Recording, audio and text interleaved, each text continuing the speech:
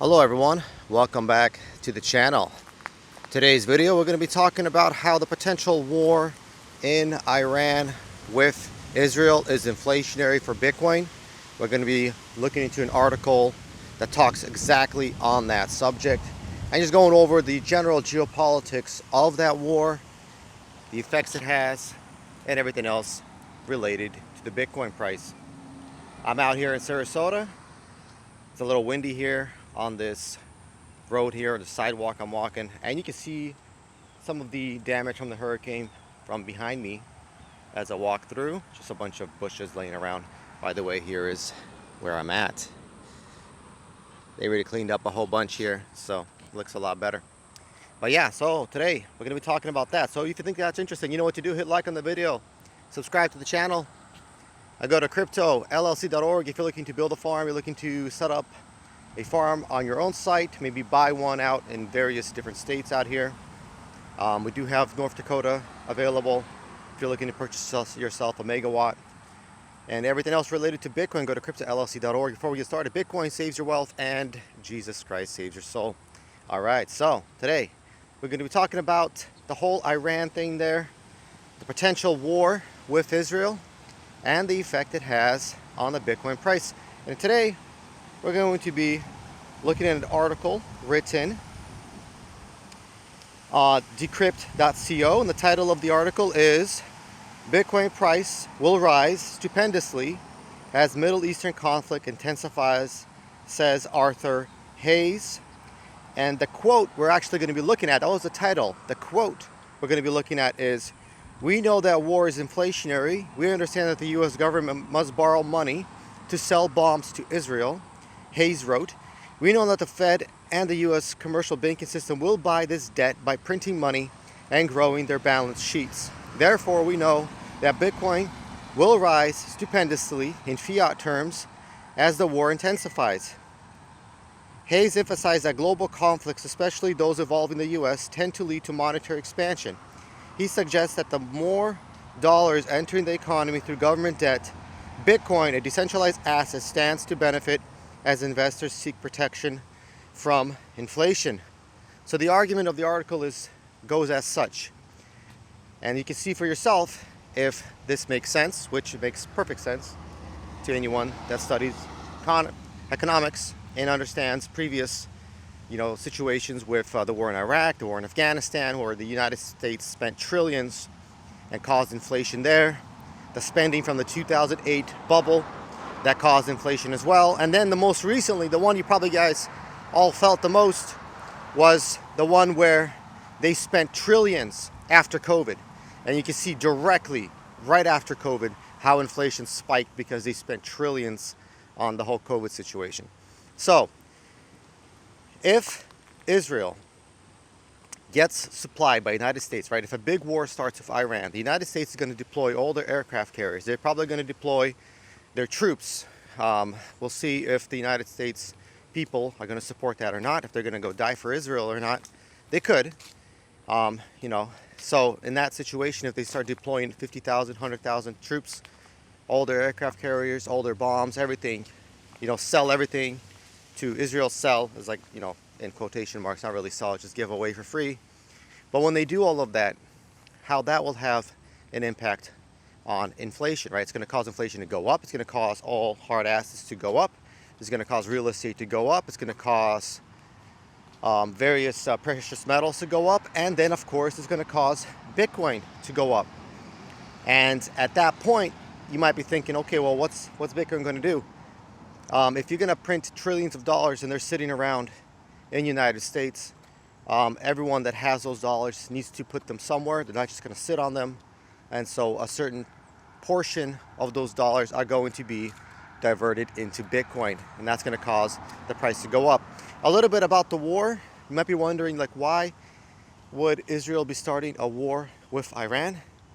So here's a little backstory on that.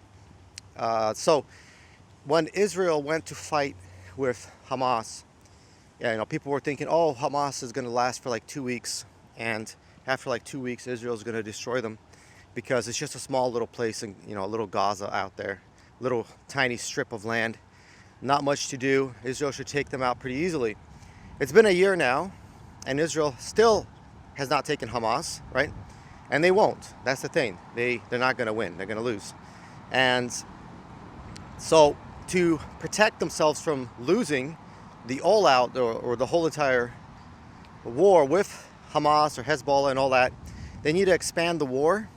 And by expanding the war, they're prolonging the Netanyahu government, right? They're prolonging it. So he has like corruption charges against him that if the war stops in Gaza, then they might have elections or votes or whatever. They might remove him as a prime minister. And once he's gone, he has the corruption charges that are over his head. And those corruption charges will then potentially put him in jail.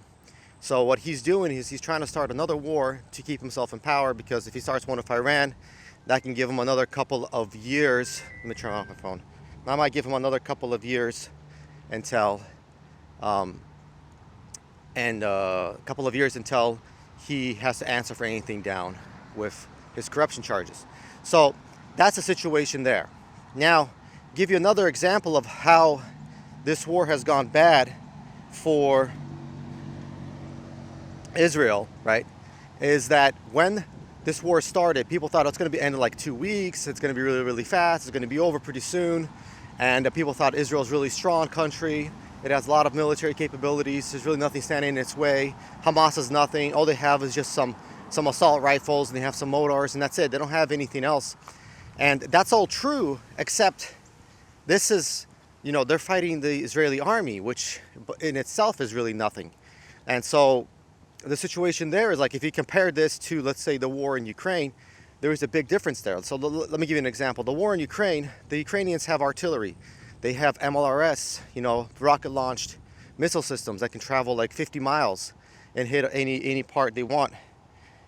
And so they have that. They also have satellites, information that's given to them from the United States. They have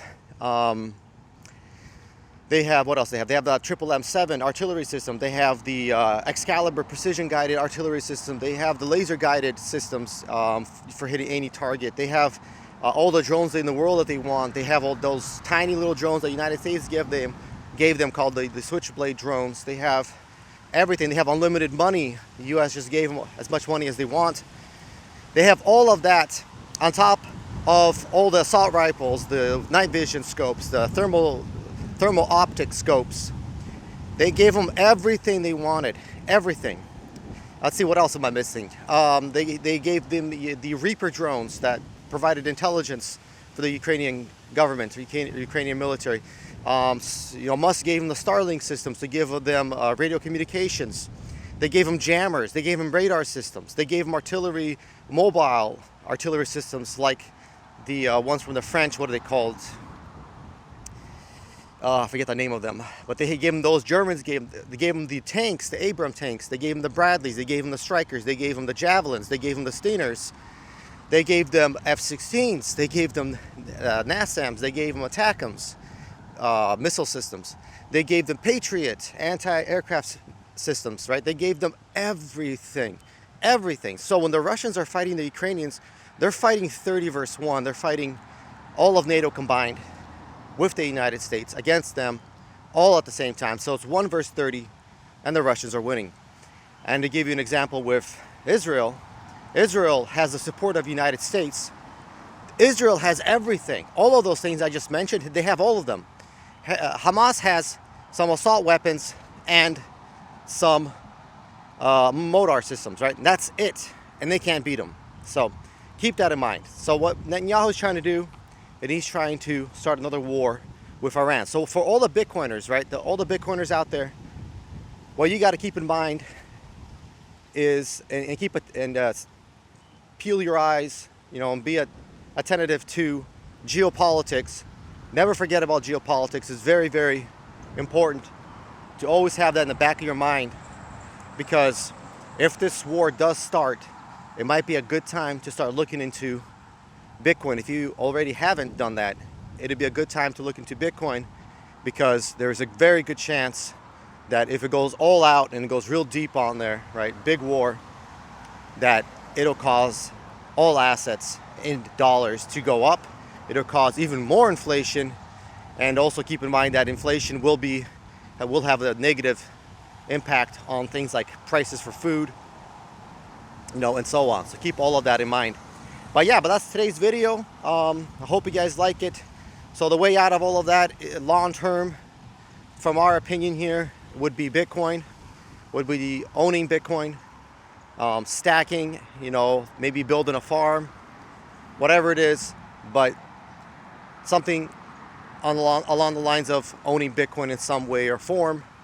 But then also, that's not the only thing that can save you from inflation. There's all other assets, such as real estate, that can help out somewhat, and precious metals. But that's going to be it for this video. Hope you guys like it. Until next time, goodbye.